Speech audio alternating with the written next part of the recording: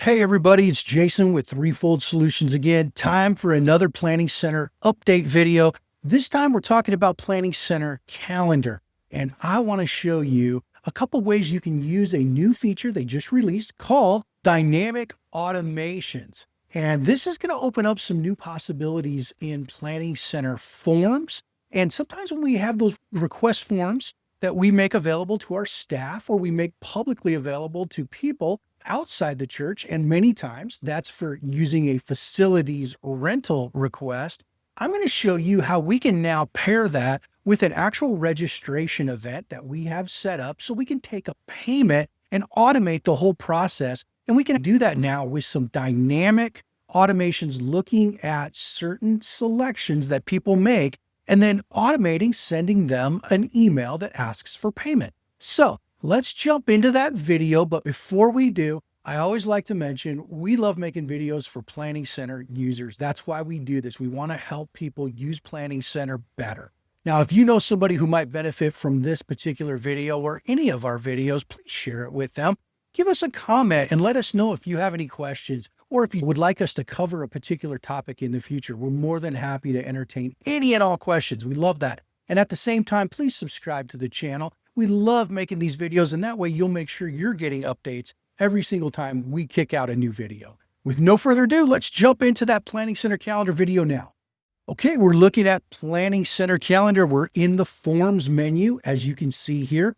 I want to use this facility rental request form that I've created. It's very simple, but I want to show you the actual dynamic automations that are now available so you can see exactly how you might use this, and it could apply to so many different things. So I'm going to go ahead and click on this facility rental request that I have created. I'm going to go right over to the Fields tab just to start off with, and I want you to see how I've set this up so you can start with just some basic parameters. Now, the idea behind this one is if I am renting certain space on our campus or in our church to people outside the church, it allows them to request using certain rooms that we make available to the public to rent, maybe on off days. So this example here is very basic. It's a facility rental request. Obviously, you're always going to capture user profile, event name, start and end dates in the description here.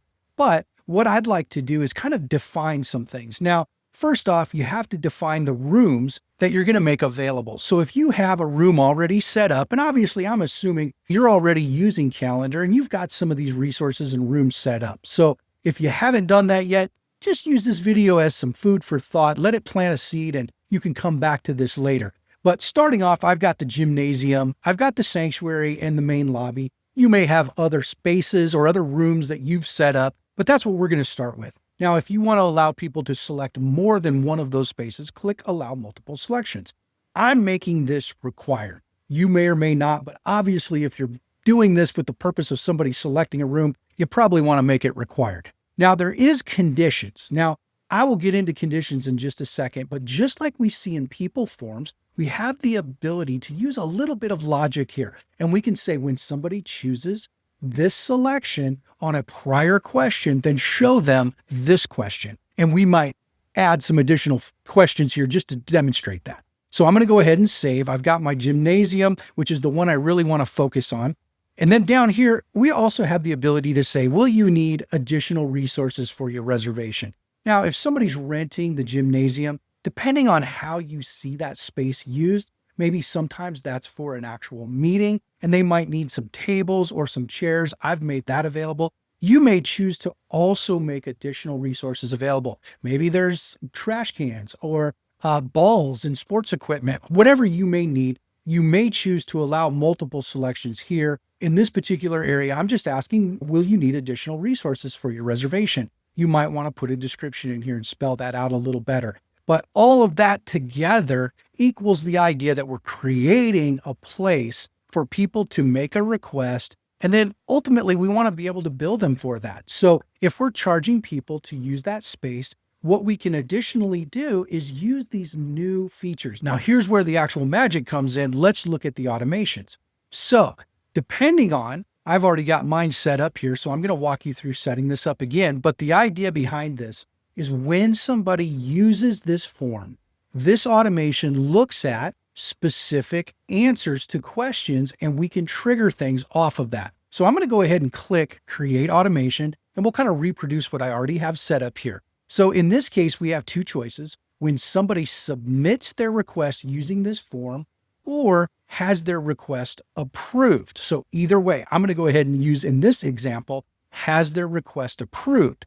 Then down here, it can be for all submissions, or this is where it gets interesting, submissions with certain responses. And now we can get very specific. So in this case, if we want to set this up for a particular field, and in this case, I'm going to use the field that's room or space, and I am going to say when somebody selects gymnasium. Now, this is a one-off, so if I wanted to do this for every room, I would create a different automation for each room. Now, first off, I'm going to select the gymnasium, and then right below that, I am going to then perform an action in another app. So this is where automations give us the opportunity to do this across all Planning Center apps. I need to have admin permissions in registrations to be able to see this, or I at least need to be a contributor, which we consider a manager, on a particular event that's already set up for this specific use. Now, I've gone ahead and done that. So I've gone over to registrations prior, and I've set up a simple sign up. Now, in those simple signups, you will see one called Facilities Rental Payment. And I've got this Facilities Rental Payment set up where if you're renting a specific space, such as gymnasium, there's a selection type over there. So let's go look at that first real quick so you can see how I set that up where we can map these things to that. Let's go over to signups real quick here. Let's click on that facilities rental request. And over here, I just want you to see under configuration, I've gone in and created this ahead of time. And I want people to have this as a place to make their payment. And I want to be able to automate that balance due email to them as soon as they get an approval on their rental request. So over here, I've gone into settings and I've set up some basic stuff. This is obvious. You can set up all of this stuff, especially what type of information you want to gather. Now, right below that, you have the selection types. I've gone in and set up my selection types based on the space or the room that somebody is requesting. And then by doing that, I'll just show you, we can associate a cost with that. You can set this to whatever you need to, but for me, I'm just simply saying this is a gymnasium rental. Its cost is $250. If I would like to give some additional information about renting this space, I can do that in the custom confirmation message, and it's unique to just gymnasium rentals. So keep that in mind as well. So then I'm going to go back to selection types and show you there's one set up for lobby, there's one set up for sanctuary. Each one of these may have a different cost, totally fine, but you may also want to give certain specific instructions in a custom confirmation message, which you can send out in addition to the standard confirmation message. And then secondarily, if you'd like to remind somebody with a reminder that they have an event coming up, you could do that as well. The main purpose of this event, all together, all said and done, is really just to give someone an opportunity to make a payment. And I'm automating this off of the request that's approved in Calendar. So I want you to remember, I'm only using this registration sign up to collect a payment. And that's the tricky part. So many people have asked for the ability over in Calendar to be able to tie a payment to a request. Many times people want to rent a space on campus, and different churches do rent some of their space. So this is one way we can kind of make this work. Okay, so let's go back to creating this automation again. I've already set it up, but I'm going to show you exactly how we do it. Now that our sign up, our simple sign up is already in place, we can create this automation. So I'm going to go back here one more time and revisit this. And this time I'm going to say, has their request approved? So they're asking to rent this. Now I'm going to be specific here. This is where the dynamic part comes in. Submissions with certain responses. In this particular instance, I'm looking for people that have selected a certain response in a field, and I'm going to use the room or space field. And in this case, I'm going to say gymnasium. So in this particular automation, when somebody selects gymnasium, then perform another action. And in this case, I have to have access, of course, to registrations. I have to have permissions either as an admin or a contributor, as we mentioned. And then you're going to select registrations and you're going to go look for that simple sign up. And here I'm going to go right back to facilities rental payment. And this is where I match the space that they're using, the room, to the selection type. And I'm going to choose gymnasium rental. And then the attendee count, I just want it to be one person going to the gymnasium rental to show that they're booking that space and I've got it booked. So I'm going to go ahead and use send confirmation email. And that's kind of important as well. So let's go ahead and create that automation. You're going to see that card show up here. Now, what happens when somebody fills this out? So I'm going to show you one that I did earlier, but obviously we can always view the public form. So I'm going to click on public form and I'm going to show you that somebody can now choose to list the event name. And they're also going to choose a start date, end time, all the good information that I need to have to know when they want to rent it. And then in this event description, I want them to add some information. Now, sometimes that's not always obvious. And so earlier when I mentioned you want to set your form up with a little extra information here in the description, you can do that up here to add all details in the description.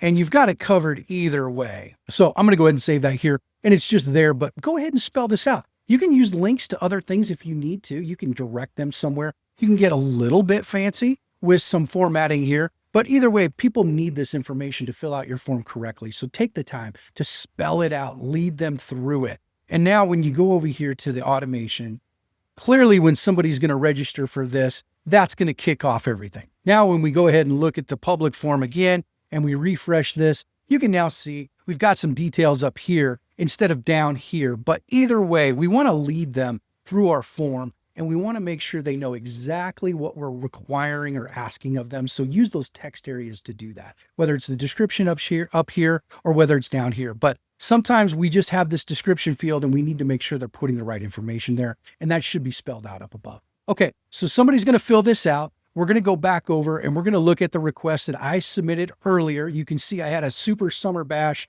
request that I've put in. Now you can see for mine, it's still pending. So if this is either rejected or approved, I may or may not have that action triggered. I've set it up on the rental request form here to basically be an approval. So when we go back to the automation, it's basically saying when a person has their request approved. In my earlier example, I said when a person submits a request. We can do it either way. I prefer sometimes having it approved before we actually automate into registrations and send them the email that they're going to get to make a payment. So once you've done this, however you'd like to set that up, we're going to go ahead and we're going to make sure that the request has all the information that we need. So we're going to review that here. And don't forget, when you're reviewing this, there's some history here. That's the best part about that. In the activity, you can actually see what's happening. So you can see what's going on here with some of the request information. And then of course you can leave some notes if you need to as well. But then ideally, as you're starting to manage these events, and clearly we have the caution symbol here because we have not approved or rejected this yet.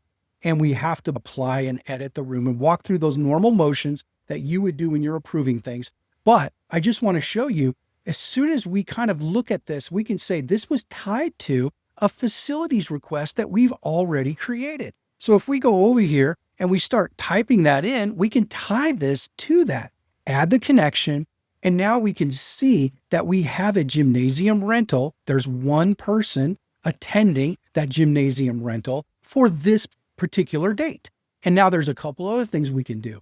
In order to prepare for the Super Summer Bash that's happening in the actual gymnasium area, we can do some task lists. Now, we're viewing the connections, so we might add a task list that we use every single time. Maybe you've gone ahead and you've set up a list already for an event request list, like an event task list, and you're just going to link to that.